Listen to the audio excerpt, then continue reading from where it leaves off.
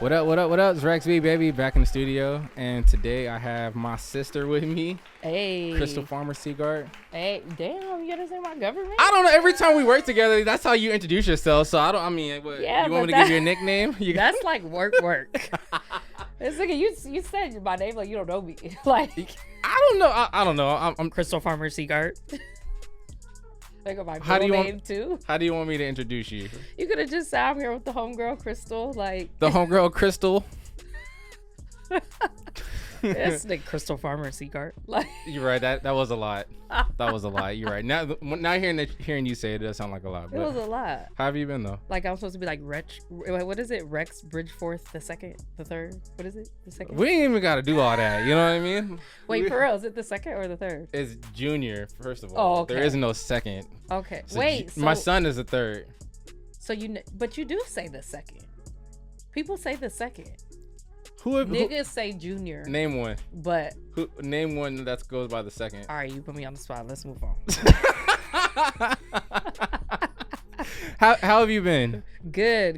I've been really good. How was your drive from Santa Barbara? It's a good drive though from Santa Barbara to Camarillo. Yeah, it's pretty quick. You know, I have my car concert, which I haven't had for a while. I used to do these car concerts on Instagram all the time, but people started coming for me. Like you actually filmed it? Yeah. No, well, on my phone, on my story. That's what I'm talking. Oh, yeah. So okay. But people started coming for me, so I stopped doing it because I was like, well, damn, I don't want people to think. And you got out on kids too. That's why I stopped. Nigga, I wouldn't do it with my kids in the car. It's like listen a solo, to the kids bop. Like therapeutic thing. You know? So it was just like a therapeutic thing. I'm playing my jams because then you can go through like nostalgia, you know, and hit your jams because your kids don't want to hear that. They're like, nah, man. It's I be trying to like slip some stuff in there, but he ain't about that at all. Sometimes like I'll play something and he'll be like, "Oh, daddy, is this you?" I'll be like, "Nah, this is somebody else." He'll be like, "Oh, I don't want to hear it." He want to hear like what's that guy's name? Jake. What? Who is Jake? If I play one of his songs, I guarantee you've heard it. Here's the thing.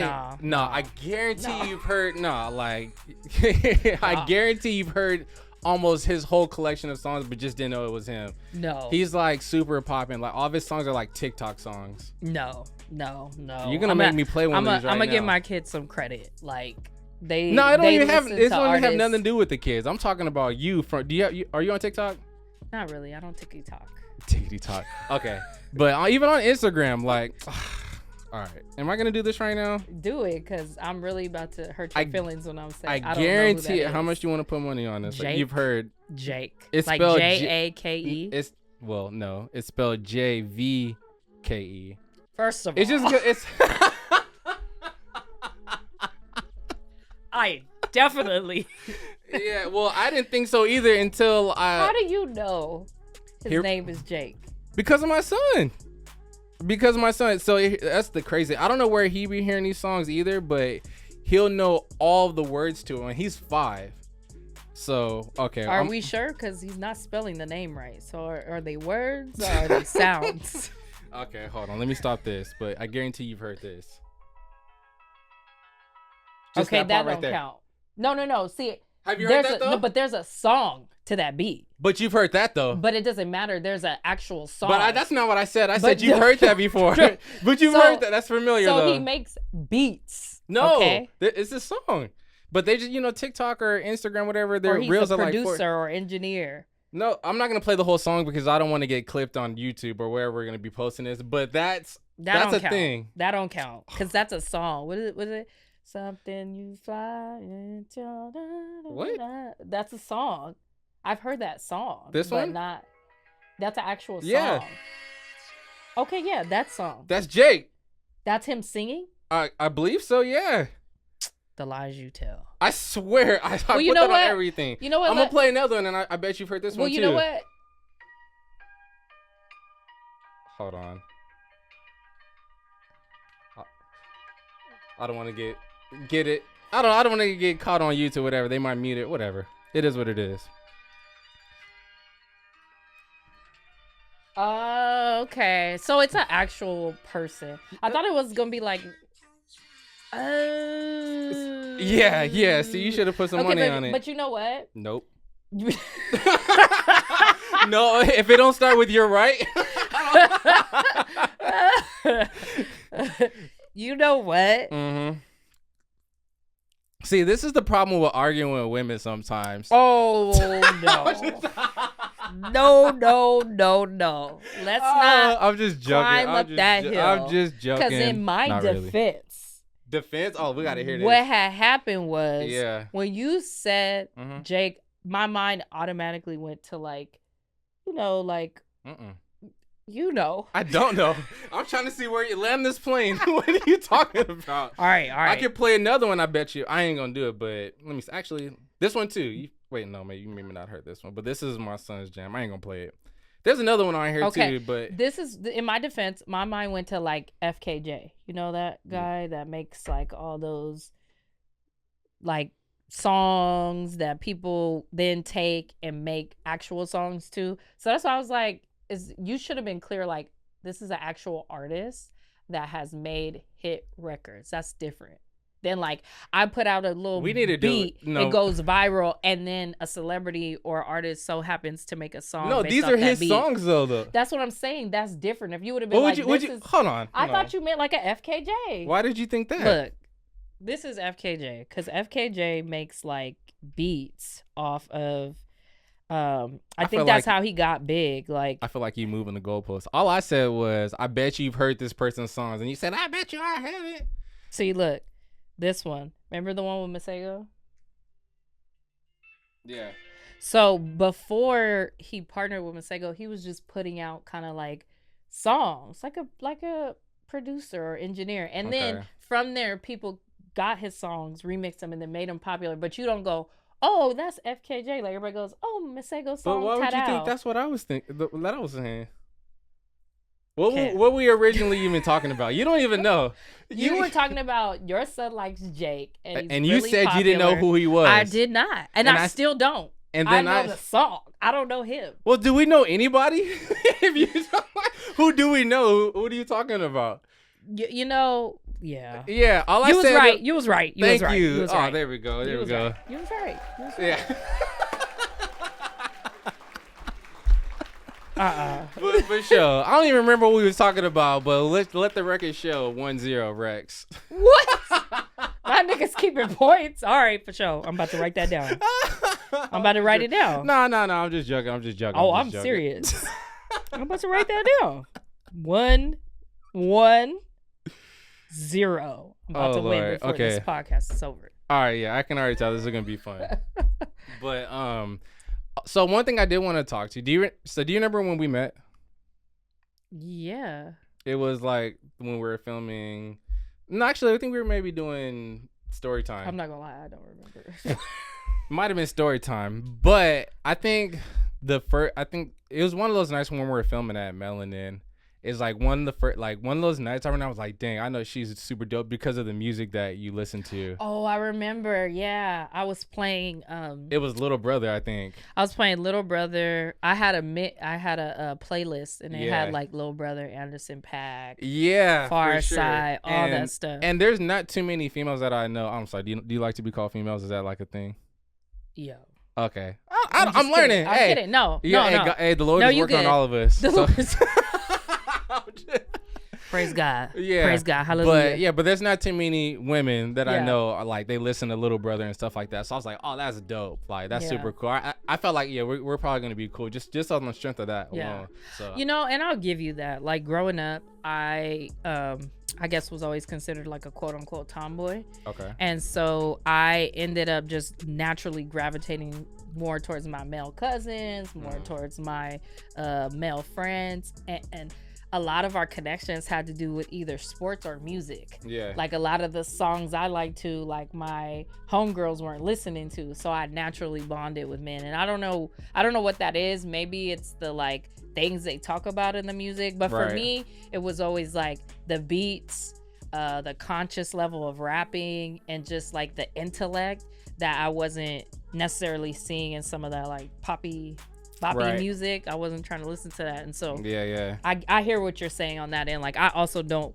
when I do meet a woman that listens or has my same music taste, I'm like, yo, we gotta be friends. It's deep, especially that kind of music, because I feel like, especially like with Little Brother in particular, like if you like them, like if you actually like follow their journey or you were listening when all that stuff was coming, you like really rock with them. You know what I mean? Like Ninth Wonder, he's like for a long period of time, he was like my number one favorite producer. Like a lot of my beats, that was like around the time when I was like really getting into making music, stuff like that. So like a lot of my beats were like Ninth Wonder knockoff beats. You know what I mean? So he was like a big part of like what inspired me to do music and stuff like that. So I mean, Ninth Wonder is probably some of our favorite rappers' favorite producers. So yeah, for real. I would say Ninth Wonder, Jay Dilla. Oh wait, hold on. Okay, before you start, do you actually like follow producers? So like, could you rattle off some producers?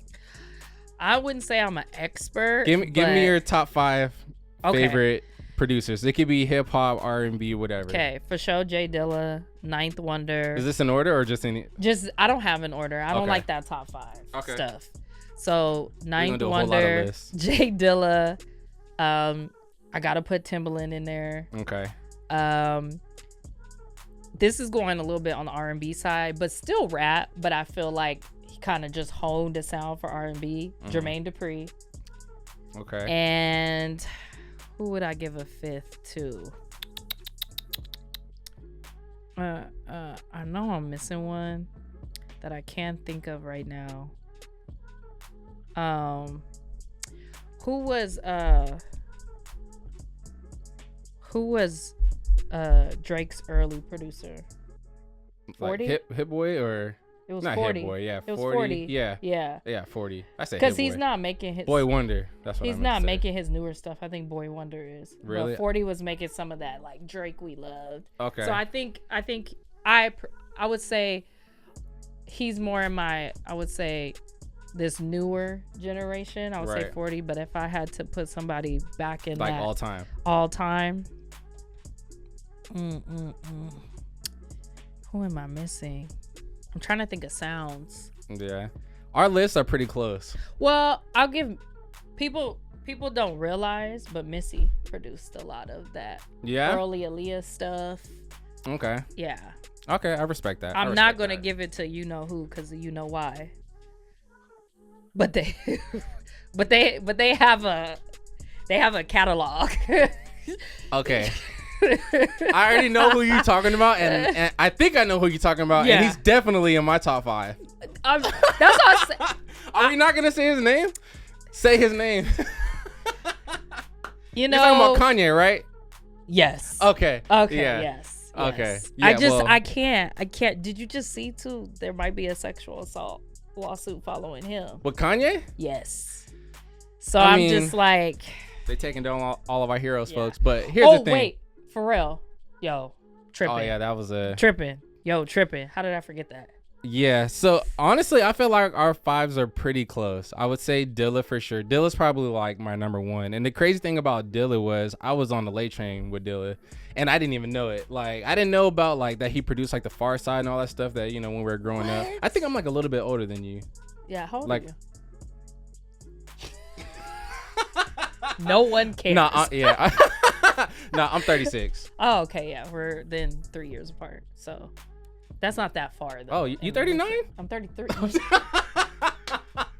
Yo, that was a good one. You're quick with it. That's one thing I noticed about you. You're super quick with it. Yeah. Like, anyway, that's quick. But yeah, so yeah, I didn't know. I mean, cause I think my path into like underground, quote unquote, like was Little Brother.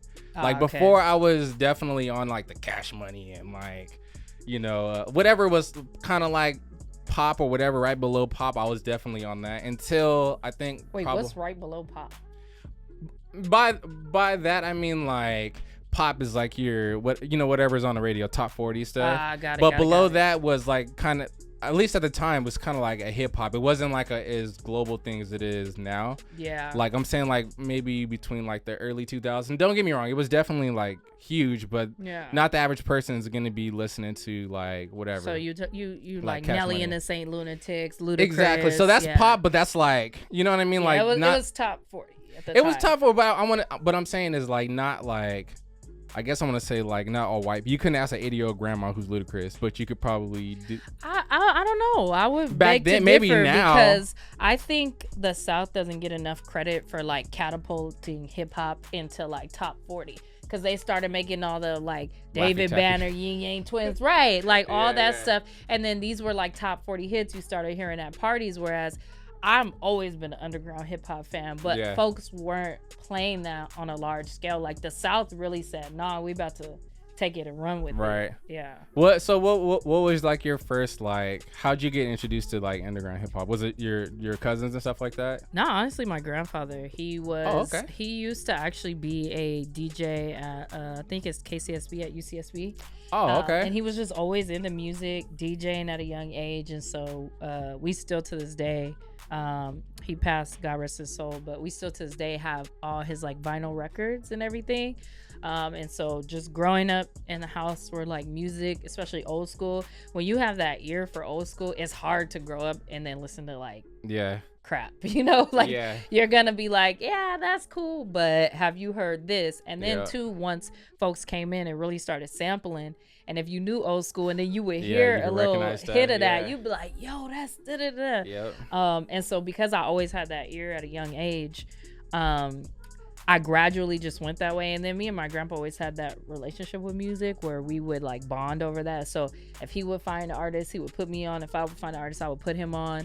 And so I think it was like between him, my aunt, who's his daughter, and me, that would just always be like finding new artists. And I want to say my aunt discovered like Little Brother first. That's and crazy. Then kind of introduced, or it could have been my grandfather, one of the two. And what people don't know too is Fonte sings in Little Brother. Foreign Exchange. And so and so he would sometimes sing on the Little Brother albums, and my grandpa's a big, huge R&B fan. Okay. And so he kind of fell in love with Foreign Exchange from that. Okay. And so we just always vibe, and then from there, you know, I had always knew like the Far Side and A Tribe Called Quest, and you know, Nas is Illmatic, and so like having a sense for that, you kind of then can get connected to other artists. And then when you see some of these new age artists kind of like taking that style, like I feel like Anderson .Paak, we had Lupe Fiasco, we had who am I forgetting? I mean, we've had like some folks like kind of from that lineage, Kendrick Lamar, like Drake started there, but I don't know where the nigga went now, but A minor. No, I'm joking. We're gonna bleep that. Yo. But for real though, like that's where he went. Man. And I feel like for real. J. Cole. I feel like they kind of like brought that back out and made it cool again to be conscious rappers. But I feel like it kind of started with Little Brother kind of blending those two, or at least it was for me. Like for sure. Oh yeah, because a lot of them will credit Lil Brother. I know Drake for a long time was like, Fonte, you my nigga. And all his songs. So for me, they don't get enough credit, and it was sad. You know, Fonte said the reason why they started Foreign Exchange was because nobody recognized the greatness of Lil Brother, and he went to Foreign Exchange and got a Grammy. He was they were nominated for a Grammy. And he was like, "Yo, are you serious? I've been doing this for 9-10 years, and I make I sing on a little beat, and y'all nominate me for a Grammy." It's crazy. That's crazy. Do you have a favorite Little Brother song? Whoo, I have a favorite Lil Brother album, which is The Minstrel Show. Yeah? Like, so what, that one's with Loving It and Can't Stop, Won't Stop. Yes, that was the first Little Brother song I heard, and I remember hearing that, and like the beat, I was just like, what? Like, what is going on right now? What is my neck? What's wrong with my neck right now? What is this? Yeah, that's crazy. Loving It. Oh, Shorty Hit the Brakes Too Late. Is that on that one, or that's on? No, that's not on that one. No, that's on the listening, I think. Yeah. But yeah. Wait, yo, the listening is hard too. Actually, you know what? What? I don't. Yeah, it's honestly like it's hard. It's hard to say which one's better than the other because it's just a great. I mean, no skips. Yeah. No skips. For real. Like, and no I think skips. when I like I said, I stumbled on Little Brother when Lovin' It came out. So by that point, they've already had like mixtapes and albums. Mm-hmm. So once I got into Lovin', I was able to go back. So all those albums kind of like blend together for me. Like sometimes I don't know which is on which, just because I was just going through all of them. We about to turn this into a Little Brother podcast. Well, what they also do too that I think is cool is I love when people know their black facts. And so, like, if you listen specific to the Minstrel Show, they're black facts. Yeah, because it's cool when you can tell, like. Wait, hold on. What's a black fact? This is my definition of a black fact. I like to see. Is there any other definitions of black fact? I don't know. Maybe some people do, because you gotta be clear these days. Like, you stole that from da da da da da. Okay. So I'm like, Krystle's black facts is when Krystle Pharmacy is when I feel like niggas really know nigga shit, Okay. And that makes me feel good. That should be in a bumper sticker. Well, yeah, because like not all niggas know nigga shit, and so that's a fact. When you hear Lil Brother's album, like, oh, y'all actually like know nigga shit. They had references to the Wiz in the Minstrel Show. Damn, the Wiz. When they were like, I gotta show my son the Wiz. That was like that whole performance. I was like, yo, I love this. Like, yeah. So black facts is basically like black people homework. Yeah, it's basically like a professional way to say niggas that do nigga shit or niggas that know nigga shit. So then I could just say black facts. Black facts, okay. Yeah. I got you. Yeah. So like another example. So like the Wiz that's a black fact. Like if you know your okay. Yeah, because if you're and again you come to me and you're like, you seen The Wizard of Oz? I'm gonna be like, don't stop. Yeah. You know what's funny? I think I saw the Wiz first. Same. Like, I had never seen The Wizard of Oz, like, ever. I've definitely seen it now, but I'm pretty sure I saw The Wiz first, and that's crazy even to think about, like then watching The Wizard of Oz, like, yo, they stole this from The Wiz. Yo, Richard Pryor and Michael Jackson's black.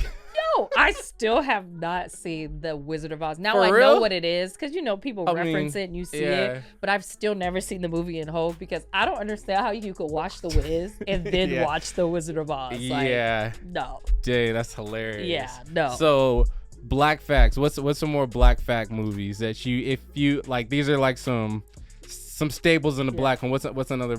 Juice. Okay. Yesterday, and I say this because yesterday Juice was on TV, and my grandma was like, and my husband, which full transparency, he's not black. Right. He is German, actually, like from Germany, born in Germany. And Juice was on, and both my grandma and him were like, "What is this? Look at Tupac!" And I was like, nigga, you ain't seen Juice?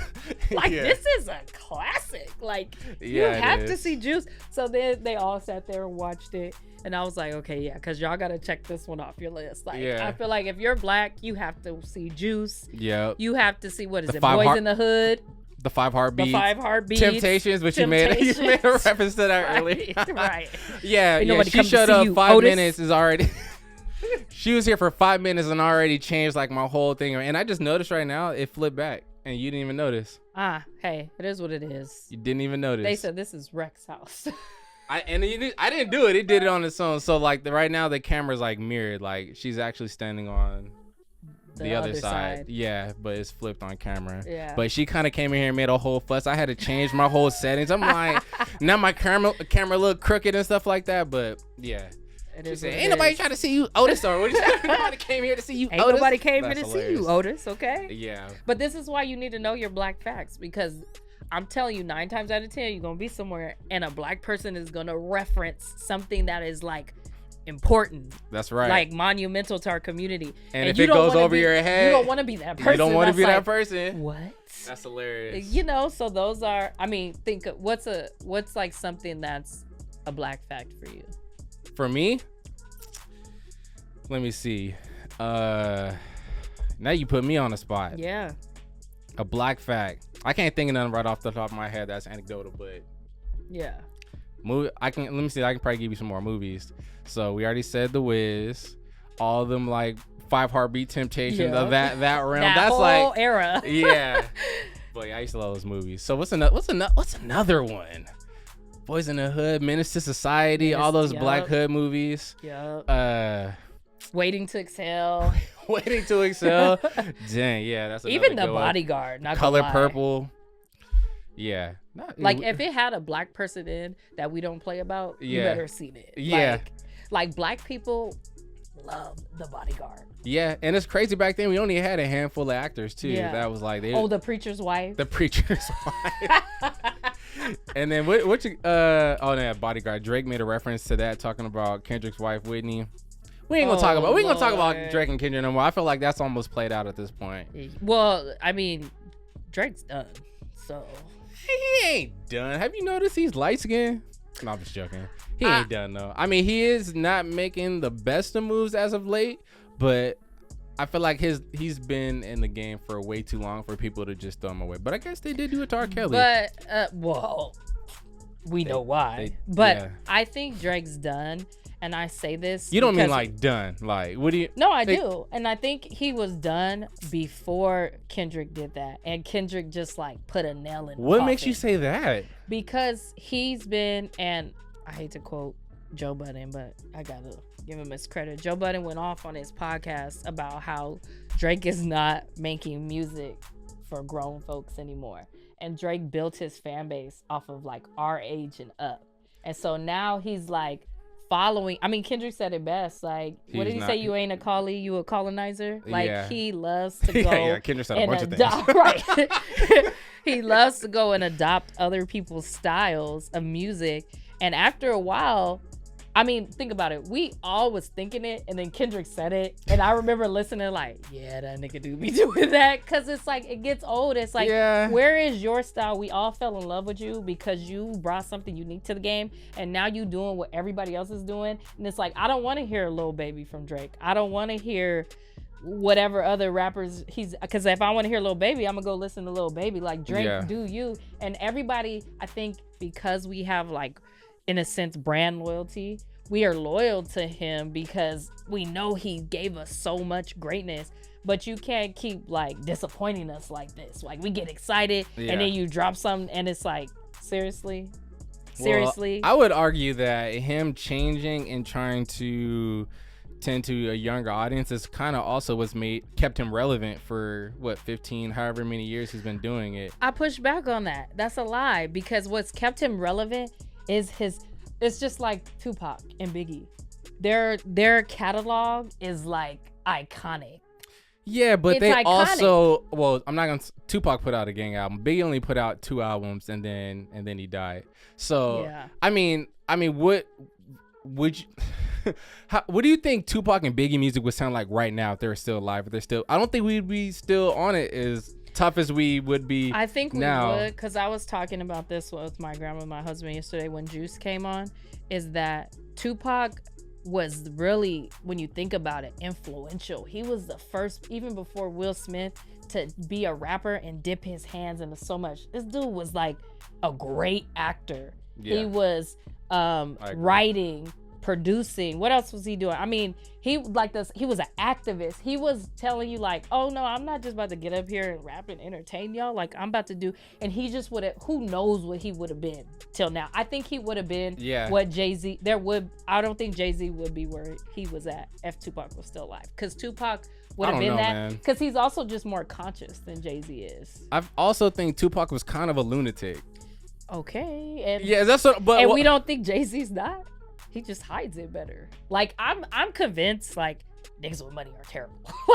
I agree with you there. Like, they're just terrible. Yeah, you've had to make some unsavory decisions to get to. But what I'm saying is that was also 20, 25, whatever years ago. Dang, almost 20 years, because he died in 96, right? And he was 25.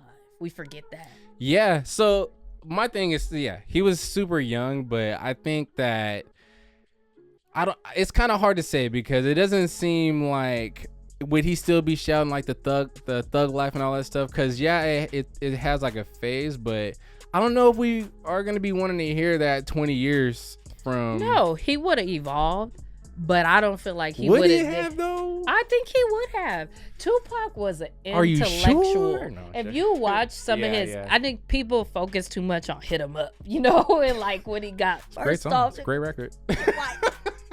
It's a great record. Amazing. Probably the best diss track we'll ever get. Yeah, it don't get too much. It doesn't. But people love him for his music, and I think they're also focused on all his downfalls. But if you sit and actually like watch his many interviews, it's crazy to think that he was 25 talking like that about for things sure. that like he was far ahead of his time. He was talking about things that like people are just now coming out and feeling comfortable talking about. He was like, yo, I'm gonna say this because this shit is terrible. Like, we need to talk about this. And so for me, that shows me a person like that is going to evolve, is going to learn to be accountable for what he does. And he was still young. He had a conscience, Now, he very well also could have ended up being affiliated with the wrong people. Like, I mean, Suge was already not the best choice. But I feel like if he could have came out of that, then there could have been some hope for him. Maybe, I guess because you can look at Snoop and kind of see where like his like. So I don't know. I feel like there's no wrong or right, and we don't know. Because Snoop also wasn't with the shits at the early age. He absolutely was not. And even now, I feel like if you catch him on a bad day, you might get the '96 Snoop too. So I don't know, but I think it's just with Tupac. I mean, he was just like a lot of things. Like he'll make a song like Brenda's Got a Baby, but then make a song like Hit 'Em Up or America's Most Wanted, or you know what I mean. So I don't know. I guess I guess we'll never know, or will we? Will we? He gonna come out? Did you see? There was like I saw somebody posted a picture. It might have been on I don't know, one of them, like the Shade Room or something. They had a picture of a guy. He looked exactly like Pac in the club, and I would have swapped like, damn, that's Tupac. It was probably the actor that played him in the movie. Because he really did. He kind of did a little bit. I mean, after you watch him, that movie was a mess, though. I mean, there's like people with iPhones and stuff in there. Like, I feel like people, when they do biopics, they need to like take their time to make it right. And I think it's hard to do that, though. I think it was rushed and it wasn't like well thought out. I would say the Biggie one was better, definitely. And I feel like some people, I feel like we just need to leave alone. And like if you're gonna tell Tupac's story, it needs to be like in a 4-part series. Like you can't give us one movie of 1 hour and 30 minutes. Like it's never gonna do it justice. We also have a West Coast bias too, because there's people on the East Coast that probably hate that Notorious movie too. Really? I think I remember seeing something like that. People like it might have been another podcast that I watched, and they were talking about that movie, and they weren't feeling it. Which I get it. Like, how do you like squeeze somebody's life into like a 2 to 3 hour? Even 3 hours is way too long for a movie. But like, how do you squeeze their life into like a 2-hour thing? So there's gonna be stuff that's gonna be missed, or some stuff that's gonna be like extra sensationalized. So and they say that at the end of movies, like some characters are is not as it seems. Like we added it for dramatization. Like. Blame y'all. Y'all like to be entertained. Who's y'all? Oh, I was like, wait, who's y'all? I'm just saying, like, people complain, but I'm like, y'all are the ones that want to be entertained. And, if people really did put out their all stories true to facts, and then you got to think about, too, with legal issues and stuff, they got to change some stuff because people will sue you. Some people have NDAs signed long time ago. So it's like, you can't tell the full story all the time. Nah, that's true. And then, but another point on when you say it was rushed, it's rushed because also how people consume like television now. Like it's not like appointment television anymore, you know what I mean? Like you're binge watching whole seasons, so like people are putting stuff out like just because people are watching and they're done with it. So it's like, why would you put all this time for a weekend of like, oh, did you see that movie? And then they're on to the next thing. I don't know. I think a good movie will live on to the test of time.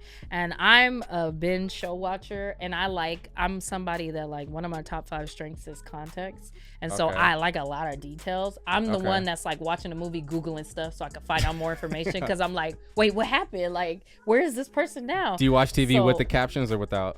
It depends. It depends on like how they're talking and stuff like that. If they have accents or or sometimes I'll watch movies in other languages, so I have to have the captions. I didn't mean to derail you. You had a whole point. No. I just like yo. I do watch it with the captions sometimes. Sometimes the way people talk, you can't really hear what they're saying or make out what they're saying.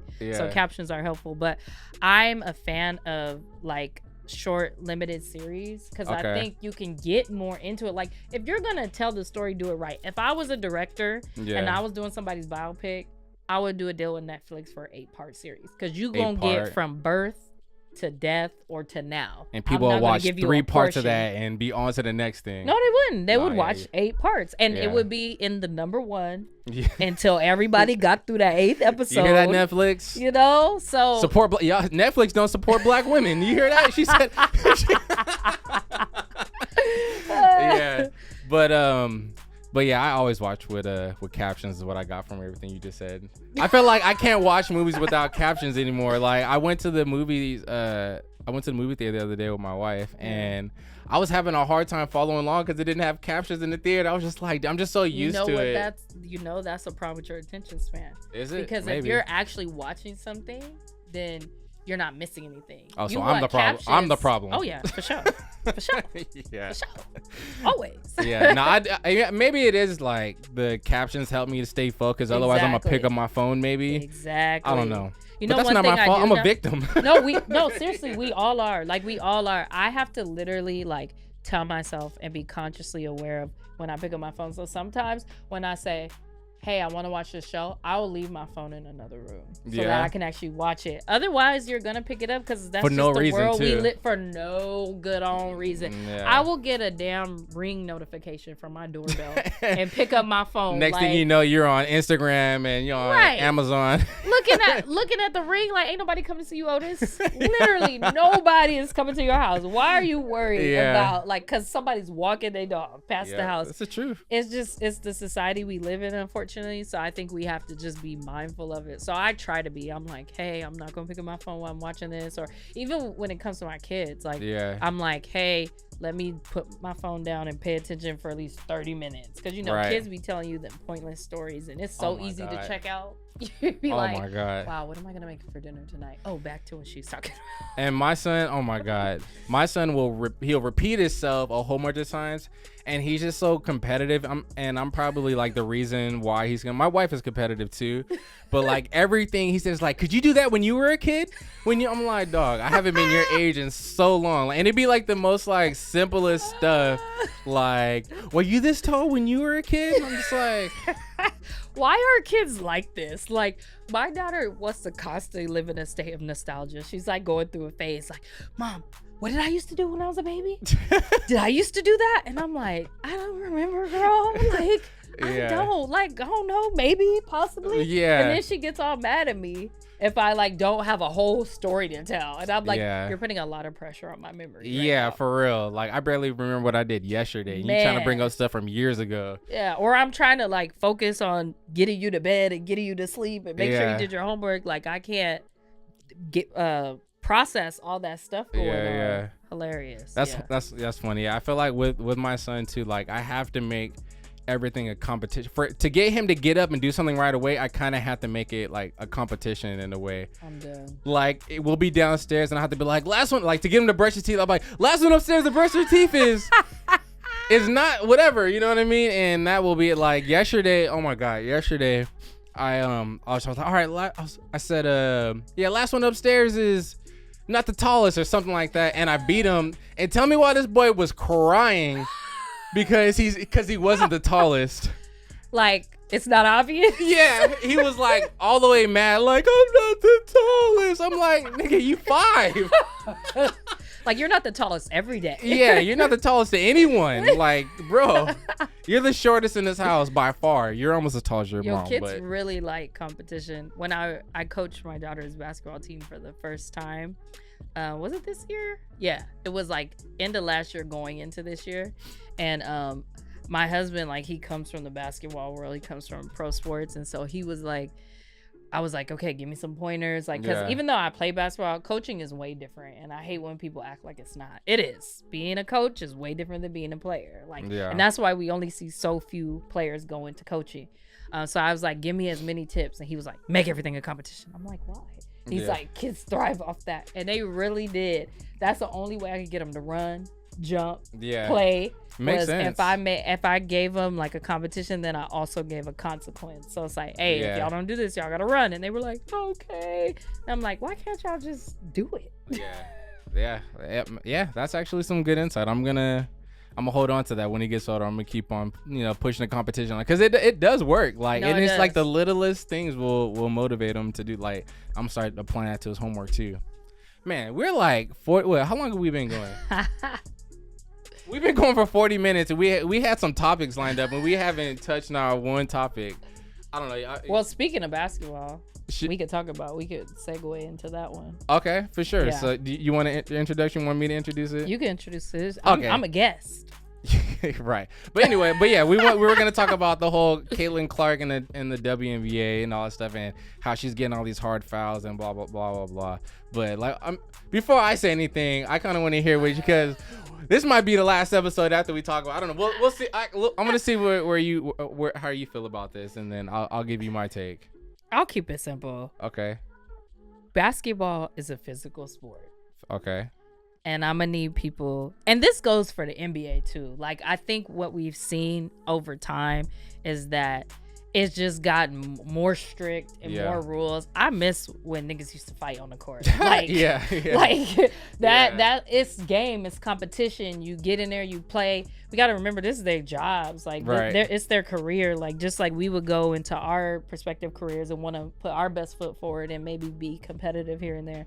They're doing the same thing, except the amount of physicality they have to their careers way different than a lot of us have to our other jobs that we do. And so for me, I see it as like part of the game. Also, I think we see like clips and bites, and people don't actually watch the games. And so if you watch the game, then you would have saw that like it was like a tussle throughout the game. Like it isn't one way. Yeah, like Caitlin Clark is also elbowed her first, and so I think also you got to think about it and I hate when people talk that don't play sports too. It's like take your mic away, because for me, I was like, that's common. Like, if a girl do something to you in the first quarter and you have a chance to get back her in the fourth quarter, you gonna do it. You gonna be like, bop. Was it lame? I think because it was like unnecessary. Yeah, hella obvious too. But I think also, for if people want to look at like context, it is kind of frustrating for like femmes, especially black femmes that have been holding up the WNBA, been killing it, especially stat wise. I think it is frustrating to see one person, especially a white girl, come into the league and get credit for what women have been doing, for what Lisa Leslie did years ago. Like, I was a Sparks fan. I got introduced to basketball through the WNBA, so I've always loved like women's basketball. And so, do you actively watch their games though? No, I haven't actively, because I also don't actively watch NBA anymore, because I don't like the way the game is played anymore. I feel like it's a lot of like bureaucracy and bullshit, and so I didn't watch for a long time. But I'm not gonna lie, Angel and these girls, they make watching it fun again. They're putting ass in the seats. Because of the physicality, because of like the competitiveness, because of like you could tell like they really want it, and that's what I used to get back in the day. And so I have started watching again.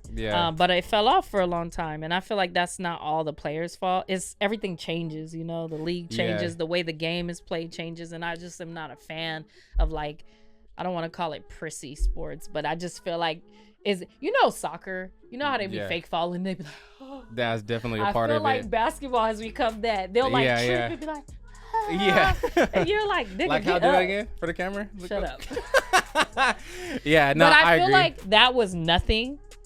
The way people come for women, I'm tired of that shit.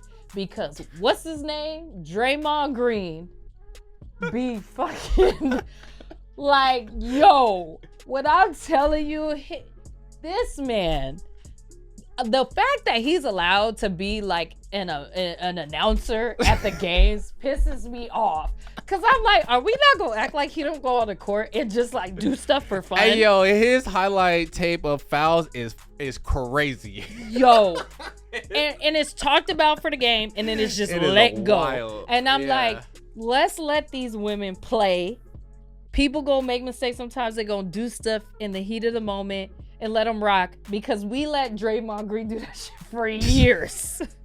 Years. And now he's an announcer. Yeah. And it's like habitual line stepper Draymond Green. Man. Rudy Gobert in a headlock for like 30 seconds. That's man crazy. Will get in the fights that got nothing to do with him. Like that came out of nowhere. Like, I don't even think he knew what the whole thing was. He just saw somebody was getting loud in somebody's face, and he was just the type of nigga you want on your side in the club to come from left field with a fist from nowhere, a fist from the heavens. That's what Draymond Green is. My theory is that like he doesn't want to play anymore, but he's like stuck in a contract, so he's just like, how can I get back on the bench? I don't know, because what else would it be? What? Because what else would it be? You gotta be. I think if he didn't want to play basketball more, he didn't have to. He could just not play. Maybe he can. Maybe his money's tight. Maybe he needs that check, but doesn't want to actually Draymond Green? play. Yeah, maybe. I feel like we should look it up, but we ain't gonna do any fact checking right now. Because you don't know. You don't know how people spend their money in the background. That's very true. They could be broke. They could have made some bad financial decisions because you can't tell me a man that goes in the game and does stuff like that wants to play basketball.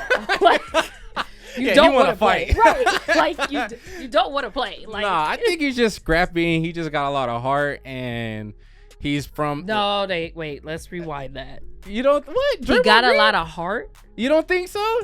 He does not care. Like, I don't think... Nah. I don't think he got a lot of heart. I think he does have a lot of heart, because what else would make you want to, like, what would make you want to, like, react in that, like, you know, you if he didn't care, I don't think he would be doing all this stuff. He wants to win, obviously. You know who had a lot of heart to me? Ron Artest. Yeah. Nah, never mind. I ain't even gonna say nothing publicly about Ron Artest. On the off chance that he's... Did he change his name? What was it? Meta World Peace. Meta World 3. Meta World Peace.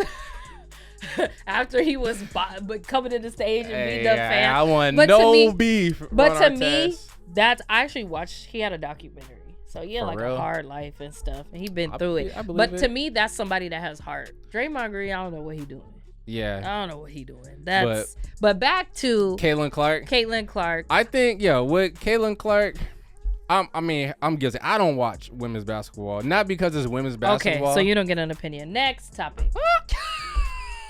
I watch that. Well, you just said you don't watch it either. No, I said I started once these new players came in, so I have been watching the games to see the difference in the level of treatment. Like now you're talking like a lawyer. Okay, well, I'll say this. Historically, I think it's so easy for white women to play the damsel in distress.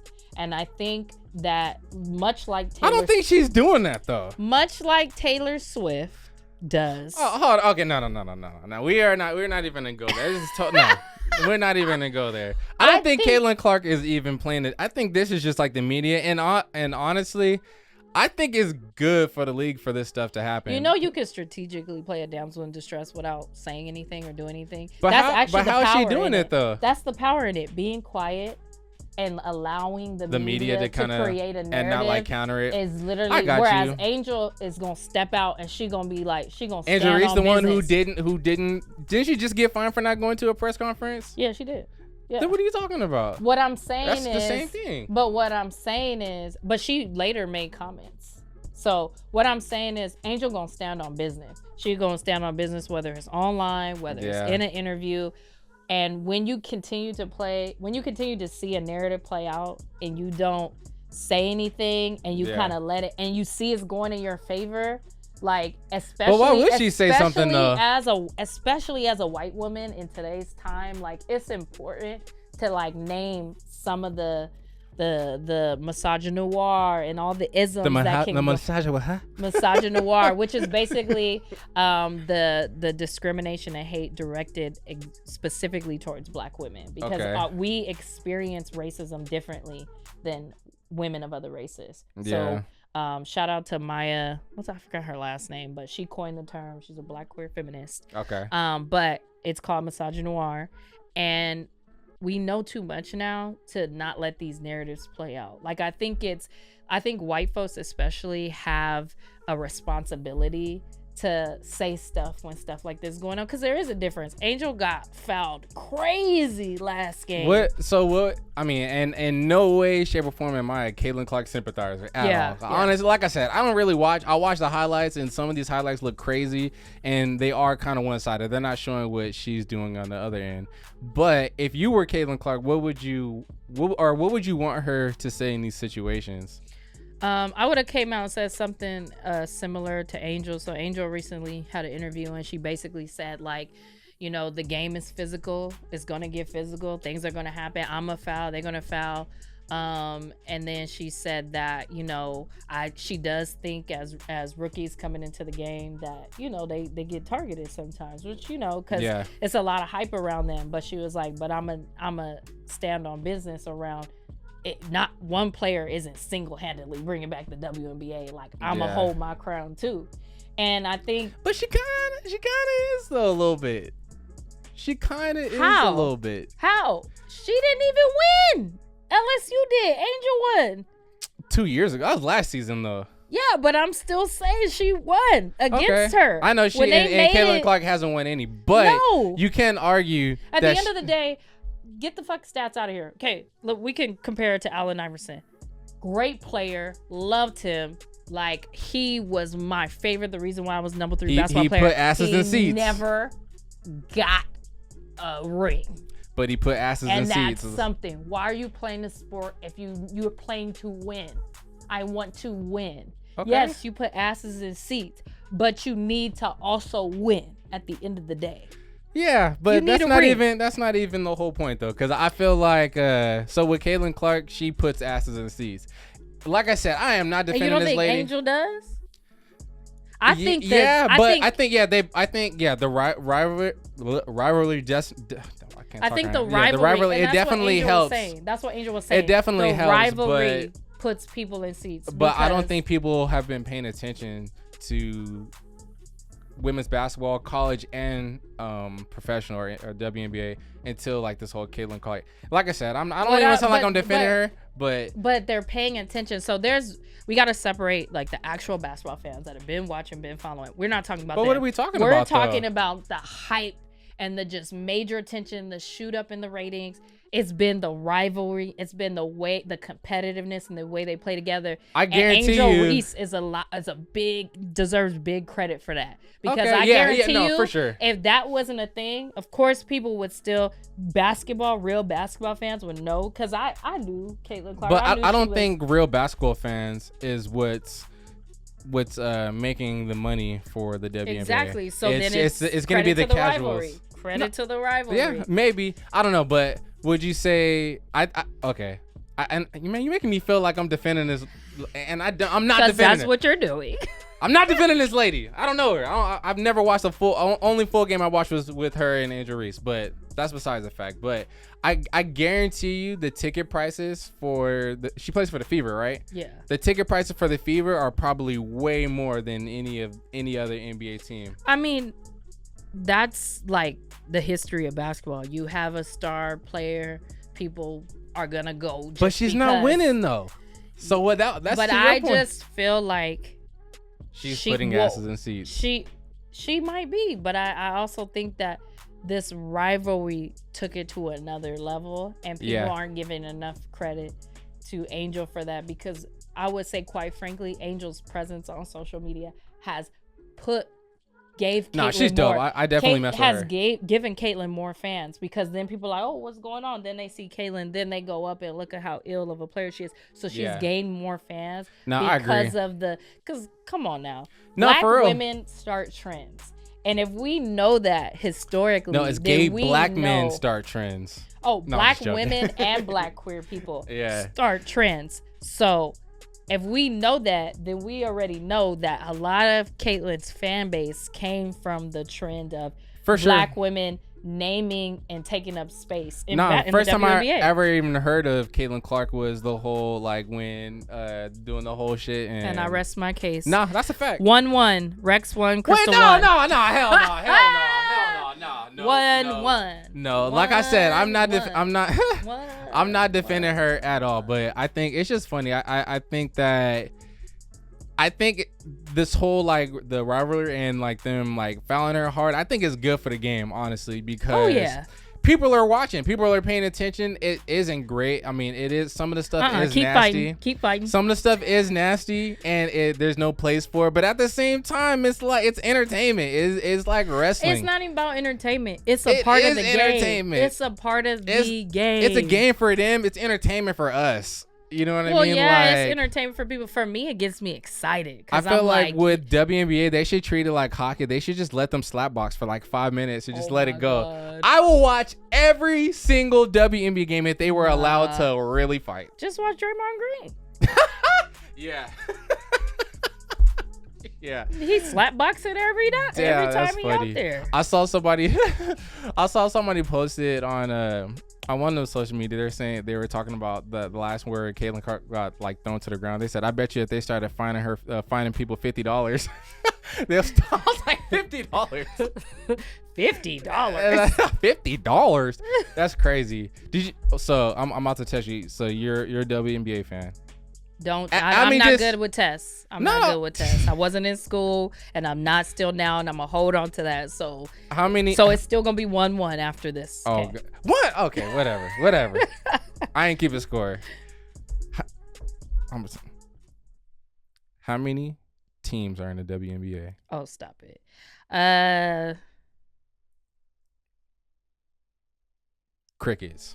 9? 9? No, there's 12.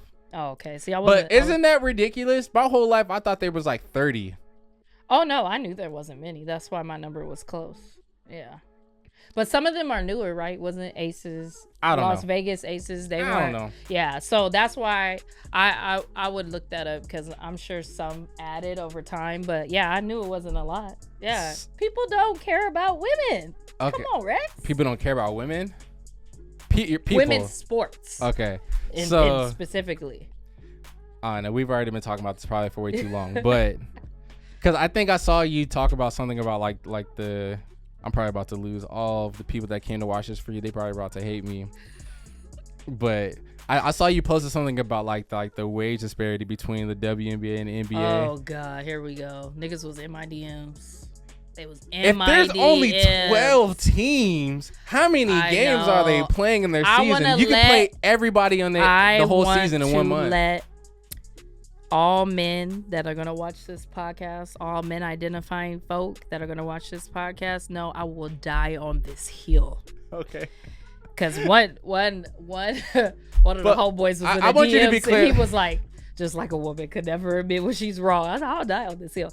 Listen. 2-1.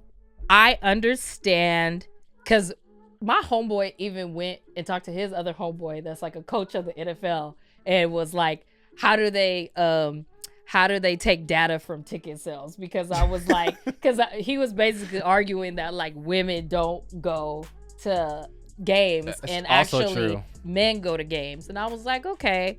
So I was arguing for a minute, but then I was like, you know what, I'm gonna let that go. I still don't understand how they track that data because you don't put in your age and gender when you go and buy a ticket on like Ticketmaster or something. You could probably count by hand, like who's in there doing that?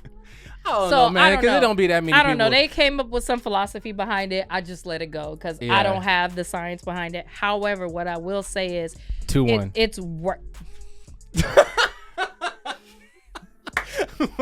I'll just give myself points. 3-1. Yeah. No, but what I will say is that there is a pay disparity, and it is because women have not been valued at the same level as men. What do you mean though? Because when you think about it, when sponsors, when people go into something to make it better, to scale it, they're going towards things that they feel like is important and they maybe have love for and that they want to see grow. So when you think about all these corporations, all these coaches, all these people with influence that just automatically go and give all that support to the NBA, that's what's helped it. That's what's helped it get to the level. Imagine if Kobe and you ain't got to point at me. This is what I'm really getting into it. Imagine if you start hitting me in my chest. Like... Kobe, God rest his soul, but imagine if he would have been a supporter of the WNBA before he had his own daughters. Imagine if he would have been out there when he was in season, when he was in his prime. Imagine Shaq. Imagine all these men. No, just imagine though how different the league could have been viewed if corporations, if folks like, what was his name? Bill Russell that started the Lakers franchise. Imagine if he would have went over and did that after he did that, the Lakers then went over and did that in the WNBA. Like, imagine if these people had all this care and passion. So when we talk about pay disparity, we're not just talking about, well, people don't go to the games. No, we're talking about what have everybody poured and devoted their time into. So you're saying it's a money, like there's not enough money being poured into the WNBA? Because then it would grow. Then you would maybe I would have kept playing. I stopped playing because I was like, nigga, I can't have no career in this. Maybe we would have seen more Lisa Leslie's. Shut up. I was a point guard, nigga. First of all. Yeah, but I don't know. Back in the day when point guards were adorable height, okay? You said you said no. I thought you said adorable height. I'm like, that's funny. No, because now point guards are like 6'6". Yeah, I don't think it is. I mean, maybe it is a money thing. Maybe. Is. I mean, not. But I think that I think it's more that it's not as entertaining. And as far as why, hold on, let me talk. That's wrong. I'm gonna take that back. 2-2. Oh my God, this is not about to be a thing. But I think that sponsors and people who are putting money, like people who are buying ads and commercials, they want a return on their investment. For sure. They're not going to be putting all this money in if nobody's actually supporting it, men and women. But why are people supporting it? Because they're following. Because people aren't getting dunked on. No, there's no rivalry. They're influenced. Now, some people might be influenced by players, but you're also influenced by what the machine does for the players. So like Bill Russell literally catapulted like Magic Johnson, Kareem Abdul-Jabbar. He catapulted them into like, you're not just going to be a basketball player. You're going to be on TV. We're going to put you in ads. We're going to do this. So people that probably never heard of him, now Magic was in everybody's face, which puts more people But they do that for women too, though.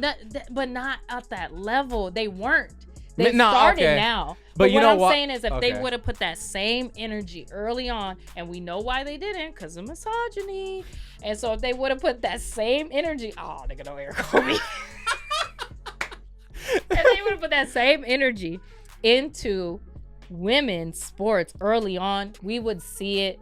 I'm not saying it would be at the same level, but we would definitely see the pay not be so low. We would definitely see more people in those seats because more young women, because think about it, women are the leading entrepreneurs and we drive the economy. So we spend more money. Right. So imagine if they would have pushed women's sports more at us, we would have been in them seats. I think if women supported women's basketball but guess what? You're going to see that change now because now people are putting support behind these players. So exactly, I rest my case 3-2. No. You nodded. Okay, next topic. No. But yeah, I guess, I don't know. I guess we're saying the same thing but differently. But I think that the game has also changed now to where we can have more women superstars. Because before, it was all about who's dunking on people, like who is more ferocious and stuff like that. And don't get me wrong, like women's basketball is ferocious. I remember one time watching, like the first time I ever watched like a high school girls basketball game, which that might as well be the UFC. Them girls, because the skill, like the spirit, like the from like the worst girl basketball player on the team to the best, like it's like miles in between, you know what I mean? So sometimes a girl that's not that good, she's just out there, she's just gonna be out there throwing elbows and like she's out there to be catty, you know what I mean? Or that shit, she ain't got nothing else to do, so she's out there on the court and they probably don't have a gang of girls trying out, so they're just, hey, you're starting. There's only 8 of us here. You're starting. It's a few men in the NBA like that too. Name one. Oh, I don't even know their names because they're so irrelevant. 3-3. No. I don't know their names, but I just know because I'll be watching the games like, oh, they need to get him out. What is he doing? Who is that? And then my husband will tell me his name and I'm like, oh, he got to go. But the point I was saying, the game has changed to where like you have like the Steph Currys who are shooting threes, and that's kind of a big reason why Caitlin Clark is big, is just because she's shooting from half court, and I feel like that wasn't really something that we saw from women's basketball until probably as of late when everybody was actually kind of doing it. I feel or it's been popularized. I'll give you that. The game has changed, which has allowed women's sports to be seen at the same level, which Right. to be honest, because the game keeps changing, I see co-ed sports in our future. Because Man, it get all the way out of here. 4-3. I No, I'm just do. joking. I No. see it. You think so? I see it. Okay, so let's just be clear. Do you mean like co-ed professional sports? Uh-huh. In what world? Not now. So you're saying like LeBron James and Caitlin Clark on the same court playing like competitively? I don't think. I'm saying we'll see it I in the would future. love to see. We'll see it in because first of all, let's be clear, we ain't never gonna see another LeBron James. That dude is insane. To be his age and still have that amount of physical energy to the game, we'll never see another LeBron. So we imagine Kyrie coming down on a fast break and you got Caitlin Clark backpedaling trying to stop Kyrie Irving. No. LeBron is an alien. He don't count. Okay. So I'm saying Luka. Not in our lifetime. But again, because the game keeps changing. Oh, brother. I think we're gonna see that. Mark my words. You heard it here first. Yeah, right. Mark my words. Heard it here first.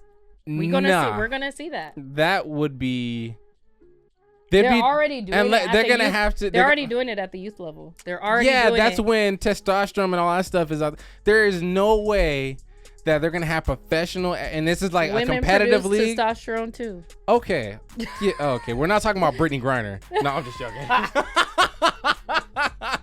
There's no way. There's no way that there's gonna be but that's a what I'm competitive. saying. The Brittany Griners, you don't think she? Even Brittany Griner, like who is she? Yes, she could now. Her getting backed down by freaking She Embiid. needs more. She probably just needs to be developed by a sports performance coach. But I think if she took herself seriously, she could easily be on an NBA team for sure. Hell no. For sure. And like start and get like actual time where they weren't like, oh. I think she would see game time.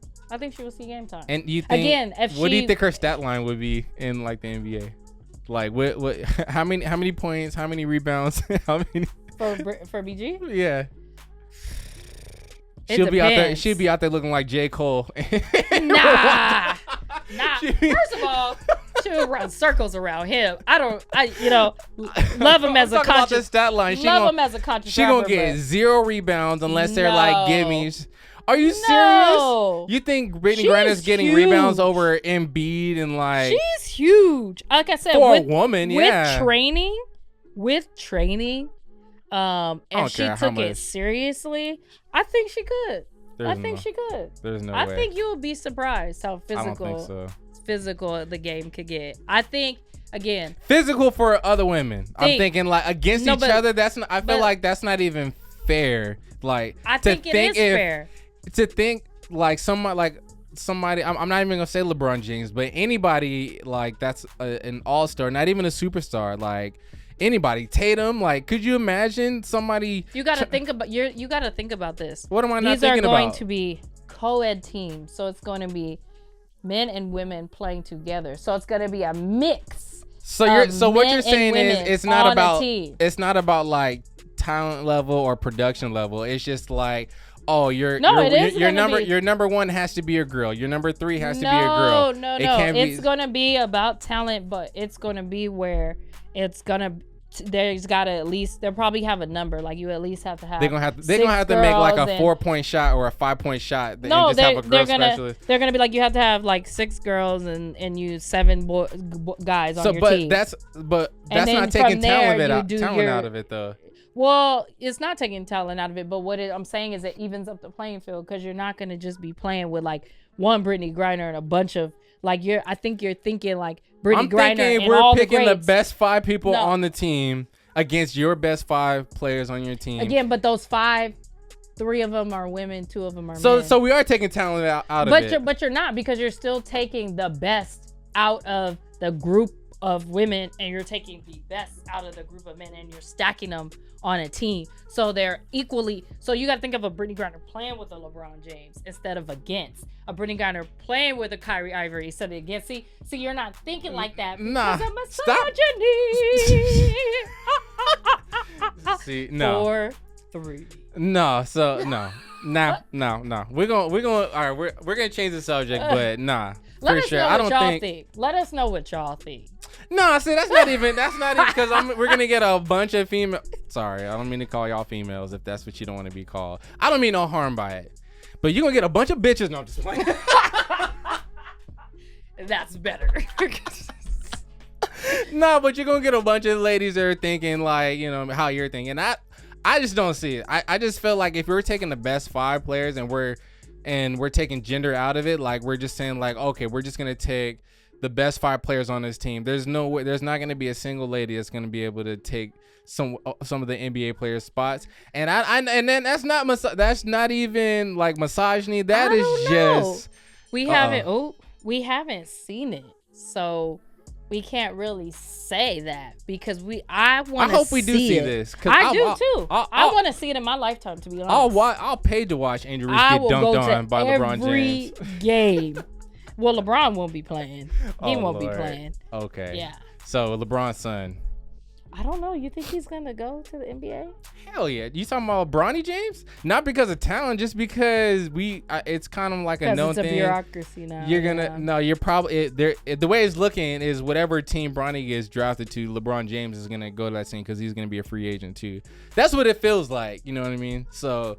Because you got to think if you're gonna draft Bronny, you're also drafting LeBron James. Even at his big age, he's still a monster in this league that you don't want to play against. You would rather have him on your team than not have him on your team. So I guess I don't know, but I mean, me as a Laker fan, it's like a little bittersweet. I love having LeBron James on our squad, and he puts asses in seats, and I don't care. But with him on your team, you're never completely out of it, like, because he's taking complete bumps to the championship. You know what I mean? I know, granted, he's damn near pushing 40 now, but has he won one? What are you talking about?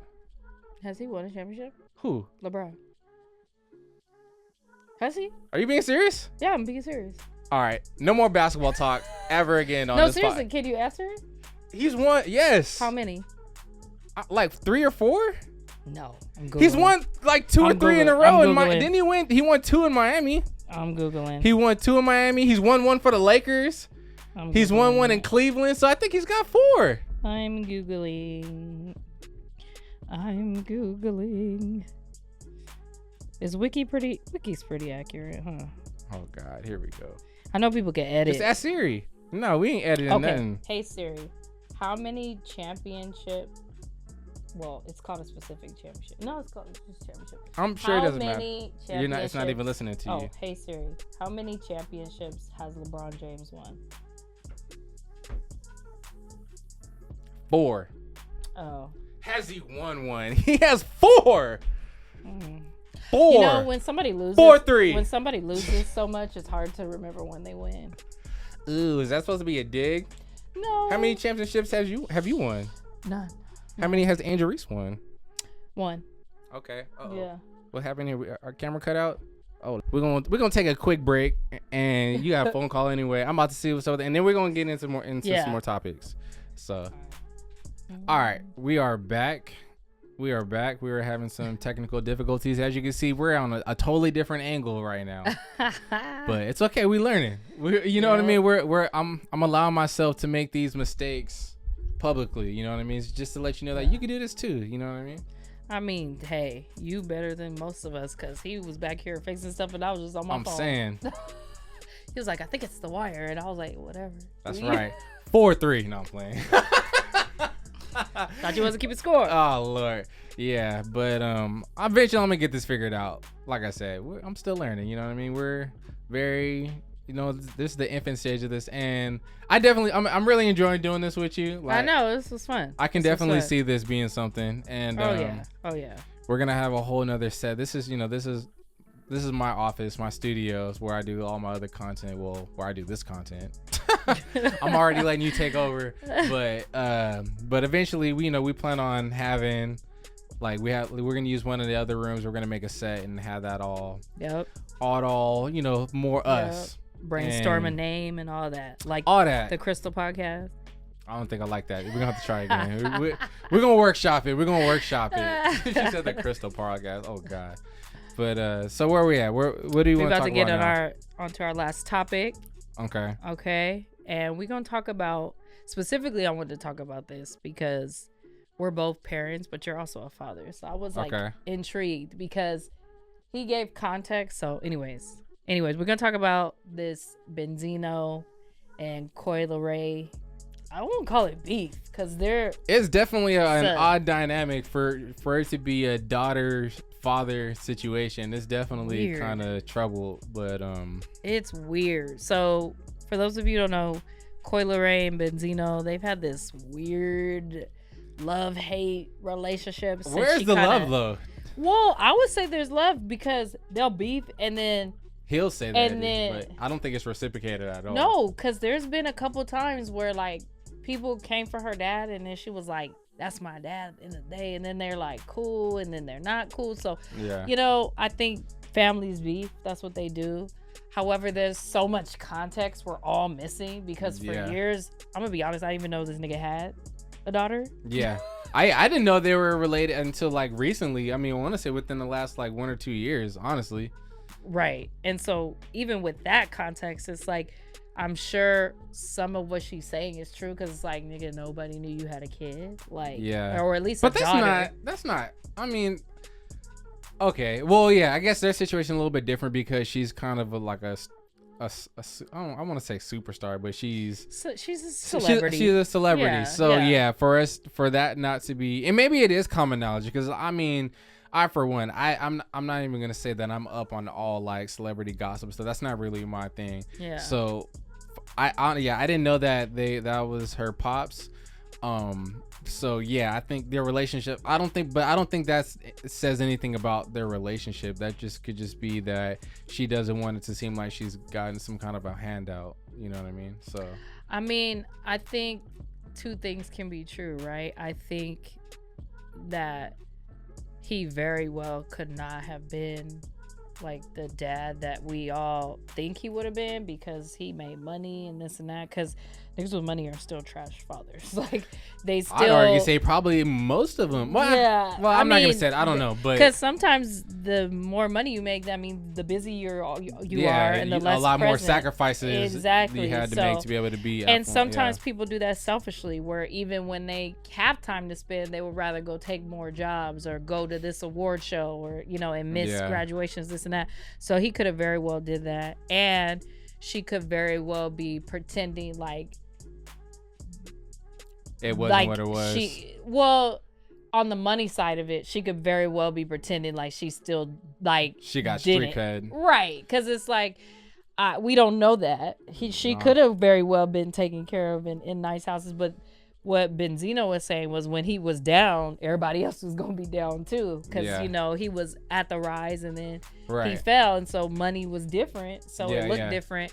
But sometimes your kids don't see that, the odds and ins and outs of that, and so it's probably hard to understand. Like, hey, I was down bad, like, so I didn't have it to give it. But So when you sent this to me as like something that you wanted to talk about, because I didn't watch that podcast until you said it. Yeah. Is that something that you normally watch or that no, not at all. Okay. I saw the clip. You saw the clip. Okay, cool. So I couldn't even find any clips on it, so I was even still kind of like what? I don't even really get the situation as much. Yeah. But so what aspect of the relationship did you want to talk about? So pretty much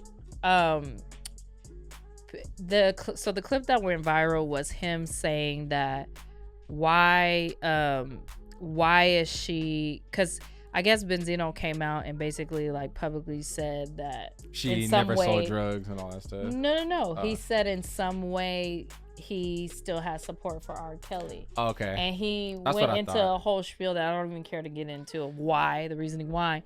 But that then made Coyle Ray come out and was like, because people were basically like, did you hear what your father said? Did you hear what your father said? And she was like, I don't want nothing to do with him. Like, don't associate with him. I don't have nothing to do with him, yada, yada. So then his response to that was to say, like, why does she have such a big deal with him saying something about R. Kelly when she said it herself that she lost her virginity at 14? And he was basically comparing that to the R. Kelly situation. And I was like, nigga, please. I was like, yeah. So I just wanted and the deeper conversation I wanted to get into was, and I don't think that was the conversation that was being had. People were really focusing on the comparison, but I was like, what does that mean when a father is like commenting on his daughter's sex life? Because I was like, can we start there? Yeah. Like that's a lot. Nah, for sure. And before we say anything else, this is all nasty. Right. This is all filth. You know what I mean? Yeah. And yeah, I don't know exactly how I feel about the whole situation. Her losing her virginity at 14.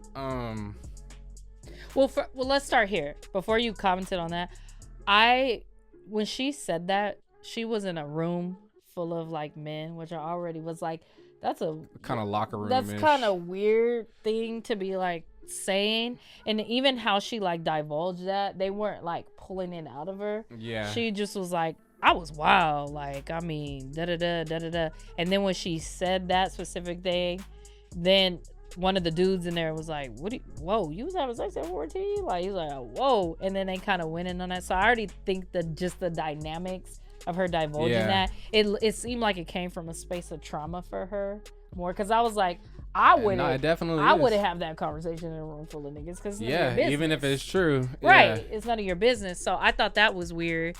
And so some of that, I felt like maybe that's where some of Benzino's comments was coming from. But then again, I'm like, I had to sit there and think like, I would never want my dad on a podcast talking about anything with me and sex. Period. Like, period. Don't even, my name and the word sex should not be the same sentence with my father. Like, yeah.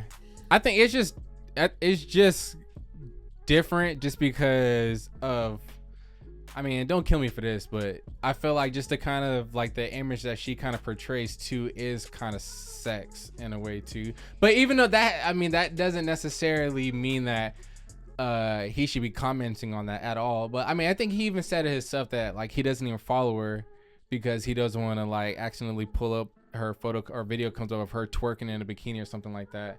So I mean, I don't know. I don't even know why I brought that up. But I mean, I as a parent myself, I could imagine that's hard for sure. Dads to have to like, because you don't want to, I don't know how that process is, but I'm sure that's like, it's very weird because then it almost feels like you're sexualizing your own child. I don't know how that feels, but I could think that your process or your mental would go through like oh my god, I shouldn't be looking at this. And it's like a weird balance of like, you also don't want to be policing like, hey, don't be twerking on, especially, I mean, because I'm sure if you looked at his past, he's probably said some weird things about just women in general, or like things that we probably frown upon it now than back then. You know, the 90s was a different time, but so like you also don't want to be telling her what to do and what not to do. So I guess maybe the best thing is to just shut up. The best thing to do is just like to kind of leave it alone. I mean, because she grown. Like, I feel like people need publicists again. Like, we know too much about these celebrities. It's like, I miss the days when I used to have to like only know you from watching your music video. It'd be like, oh, that's cool. Maybe get lucky and find an interview in a magazine. Or remember when they used to do like My Cribs and we got so excited because this is his house, and it wasn't really even their house. Right, yeah. But we thought it. And like, can we get back to those days? Like, people are too comfortable with going on podcasts and telling all their business. And I'm like, yo, I didn't need to know this. Like, even like, though it's nice to be able to be connected to some of people that we've been fans of for, since we were born. It's a gift and a curse, for sure. It's a gift and a curse, but I feel like there is a way to divulge information. Niggas is too willy-nilly just like saying stuff, and like, and the thing is like a lot of this stuff needs to be like processed in a healthy environment. So when you just say stuff like that, it's like even for Koi, that would be my feedback for her. Like, what did you expect a room full of niggas to do with that information? Like, and the world eventually. It's just like, I don't, unless you have like a deeper meaning behind something, when you're just like divulging like some of the hardest and horrific shit you've been through, and then there's no like end story. We're just all now sitting with that, and we're like, okay, what are we supposed to do with that? Like, yeah, I think that's also kind of being an artist in a way too, because I think for the most part, for most artists that mean anything to like the public, they are vulnerable about their life, and they're not just talking about like surface level stuff. They are talking about stuff that they've been through, and people are able to relate to it, so they can gravitate to it, and they'll grow with, you know what I mean? So that's kind of part of it, but I mean, it is like kind of a thin line of like, why are you saying this? But with that being said, it's an art, so there's an art to how you talk about it.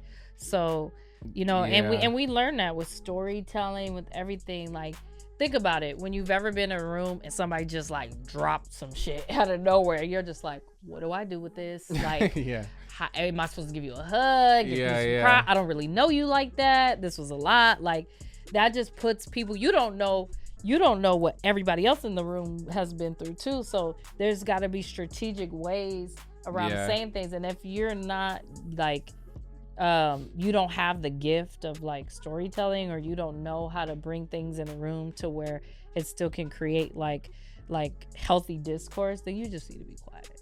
Like, I just was like, and I could see the family like similarities in the ways where like they both just go in spaces and just be bop bop bop, and it's like, you know, can y'all get offline and go to therapy or like call each other on the phone, because like we don't need to be in this right now. It's just like, stop.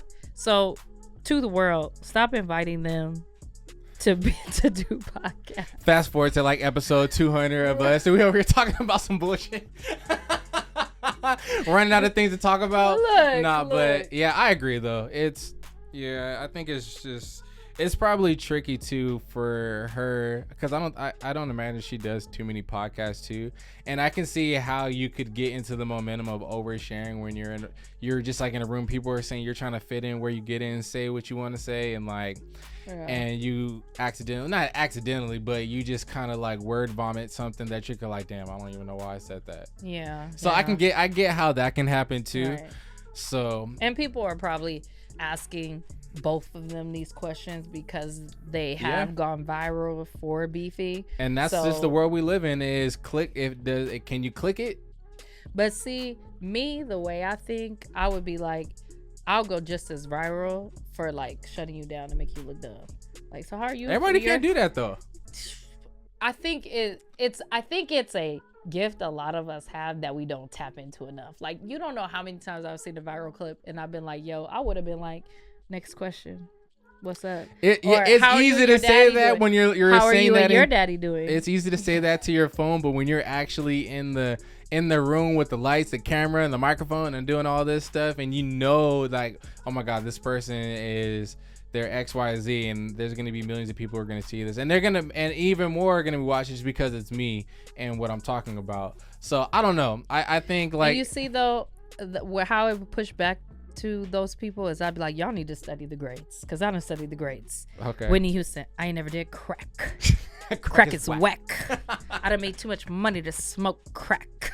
Like, come on now. Aretha Franklin. I mean, some of the greats have had the best. Denzel is another one of them. I mean, watch some of these people's interviews. You got to study.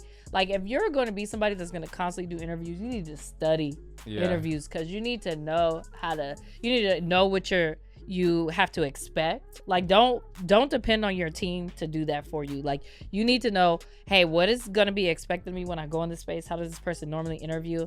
And how am I going to be able to like strategically push back? Because people will try you. That's their job as interviewers. They're going to try you, and guess what? They're going to try to go viral. Yeah, no, that's true. It's very true. But yeah, I don't know. I don't really have much more of an opinion on the situation, because one, I don't have a daughter, so that's a whole nother dynamic that I can't necessarily relate with. Yeah, I have a son, and I think it's a little bit different. I feel like boys aren't as regulated or sheltered as girls, which is necessary because it's a dangerous world out there for women and stuff like that, and you never know, and you kind of have to be on them, or the consequences are way more dire than they are for men in most situations. You know what I mean? So you kind of do have to you have to nurture women or little girls a little bit more than you would to a boy, but at the same time you should be teaching the boys, these lessons as well. Women need to be protected. They're not something to be conquered. It's something that you need to, protect and blah, blah, blah. But unfortunately, that's just not how a lot of people are raised. You know what I mean? But we're getting there. I mean, there's definitely been a lot of changes that, even in my lifetime that I've noticed. I feel like even myself, I'm still a victim of, or not a victim. I don't want to say I'm a victim, but I grew up in a time, like the 90s was like a big part of my childhood where we were not the most respectful to women. You know what I mean? Like, not just women, just anything that's not masculine in a sense. You know what I mean? Like calling girls the B words and stuff like that. Not that, that never really was like I don't think I've ever used the B word. I'm gonna just say bitch because it sounds B word. So that sounds gay. I said that sounds gay. See what I mean? Hey, the Lord is working on all of us. Lord is working. Hallelujah. Praise the Lord. Can I get an amen? But I don't think I've never used the B word on a B. Here I go again. I never used the word bitch on a girl in a sense of like trying to hurt, but I've definitely am guilty of using it as of like more of a funny thing, just because it is so over the top sometimes. Just saying it is like it's funny, but it's really not. Like, you know what I mean? I'm growing, Lord. Like I said, the Lord's working on me. I also think we have to give. Not everybody. Some people are just fucking terrible. But we have to give folks looking grace. At you, Puff Daddy, even though she's wearing a bad boy You shirt. know what? Well, that's really not that much better. I was going to say it says Biggie on the back, but we don't know. We don't know a lot. There's a lot we don't know. There's just a lot we don't know anymore. The and biggest I'm understatement. not about to like sit here and like cap for anybody anymore. Like, I'm just like, hey, they could have. Look. Yeah, it's not off the table. Yeah. At this point, nothing's off the table. If you tell me some stuff, I might be like, maybe so. Maybe it could be. You never know. Who knows? Never know. However, I do like facts though. So like, I know people run with these narratives and sound bites and clip bites. Nah. I do go to the court documents. I do research. I look at articles because I like to have the evidence, because I always think like two things can be true, and I think we have to. The same way we should look for facts is the same way we should then like extend grace to folks, because just because they did all of this doesn't mean they did, or just because they did like 5 things on that list of 10 doesn't mean we have to hold them to all the 10 things. And I think I'm seeing that too much where people are like da da da, and I'm like, well, they didn't do that though. It's like a momentum thing. Yeah, and it's getting too much. It's like, yes, let's be accountable. Let's hold people for what they did, but let's not take it too far and start doing all this and taking all there. I like facts. I like what actually happened. Tell me what actually happened. Most people aren't like that. No, they're not. It's all about sensationalizing, and if it bleeds, it leads. If the lie is funny and it's engaging, people are gonna run with that no matter what. You know what I mean? Like, because the reality is, and if we're just focusing on the biggest one right now, which is the Diddy stuff, the reality is like he didn't do all that stuff by himself. So while like everybody's I thought she was about to say something different. No. I was like, yo, where is this about? We about to do a whole another 30 minutes on this? No. I thought she was like, he didn't do a lot of that stuff. No.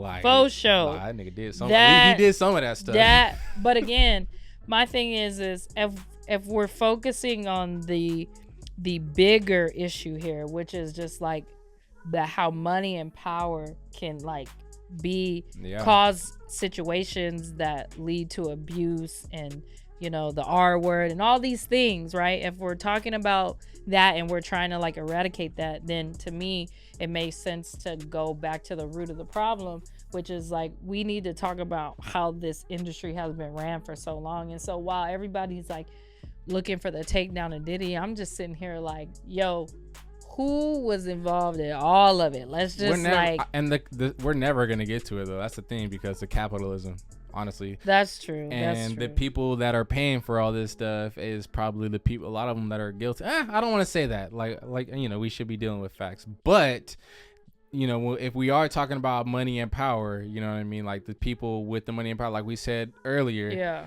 those are probably the worst of us. You know, it is. So what I hope, I guess what I'm saying, what I hope, which I don't see it happening because we just see it all being targeted at one person. What I hope is that there's a bigger takedown than just him, because I'm telling you right now, we know for a fact that man wasn't doing all that stuff alone. And we know for a fact that all these people that are starting to come out, like you, Joe Budden, and talking about, you know, this and, you know, going on your long monologues about how horrible he is. We know y'all niggas been friends with him. And we know y'all knew some stuff. And now is the time, I feel like, for people to just get right with their hearts and their morals and ethics and just be like, yo, this has been happening. We knew about it. Let's push forward to make a better world for women and just all people to live in healthy ways. Because the truth is like, niggas knew what that nigga was doing. I mean, and to be honest, it was rumors. It was always jokes. At the family reunions that we didn't really. Stuff. Yeah, we kind of took it like one. Oh, yeah, Buffy hit somebody with a kettlebell. But like, nigga, that's pretty serious. Right, like, you know, and so blew up Kid Cudi's car. Is this true? Right. It might be at this point. Right. We don't know. Right. But I think Kid Cudi came out and said that happened. That's what I'm saying. It's like, probably, but even hearing that sounds like some super villain shit. Like that doesn't even sound real. And it doesn't sound real. And I guess in a little bit of Joe Budden defense, he did name that. He was just like, you know, you heard this stuff all the time, but you used to be like, ain't no way niggas is really doing that. Yeah, we were blowing up cars and hitting people with kettlebells and slapping drinks out of people. I mean, yeah. But you know, apparently it happens, and so I guess with all that, I'm just trying to say that, like, I hope when we're looking at this, like, we're not running with these like sound bites and narratives. We're actually looking at facts, and then we're also looking at like what's the bigger like picture here, and what's like what is the focus. And yes, like, cancel Diddy, like take away his stuff, and also like the other people that was like enabling him and seeing it and not saying nothing and not reporting it, because that's terrible. They're the problem too. My thing is, if you don't get rid of them, it's just gonna keep happening. Yeah, no, that's like, it's just gonna stay.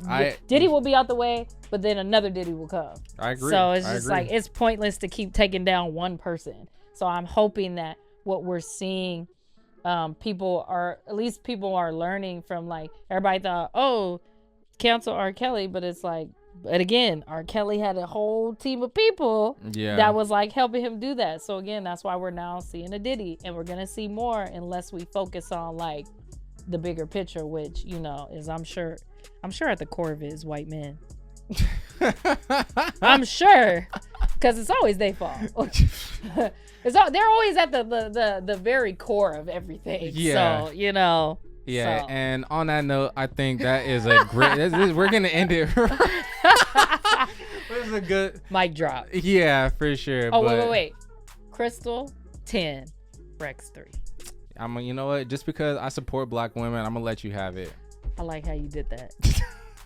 I really appreciate you pulling up, and you know, hopefully this is the start of us doing a lot more of these, and we can get our stuff together, and we can start doing this soon. Yes. But you know, I definitely appreciate you. You have been. Even though we don't see each other all the only time, most of the time when we see each other, it's like work related or you know what I'm doing. But I definitely appreciate you. I love who you are. I love your personality. You make me laugh.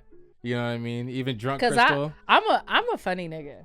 Nah, facts. I agree. Like I don't get enough credit from men, but I know I'll be making them laugh. Nah, for sure. And yeah, like your whole energy, like especially like the melanin events and stuff like that. God, like I feel like a lot of the times it gets cracking when we see Krystle about to start twerking on the floor. That's when we know it's about to get lit. That's when that switch gets turned. But my push-up twerk is iconic. Like, only time I work out. But yeah, again though, I definitely appreciate you coming up, and yeah, this is I really enjoy doing this with you. So we gonna keep it going. Going. All right, so we'll see y'all next time. I don't know. We'll leave it up to our friends. They maybe throw out some names to see what we can come up with. Or yeah. Cause I ain't gonna let you tell it. We're gonna be the Krystle Farmer Seagard podcast. Nah, something cool like RK or KR or something like that. Something unique. We gotta really like think deeply on it. And think then, deeply. Like, yeah, we have to, because it's got to be creative, because then that becomes your brand. So yeah, for sure. Well, all right then, y'all. Until next time, peace.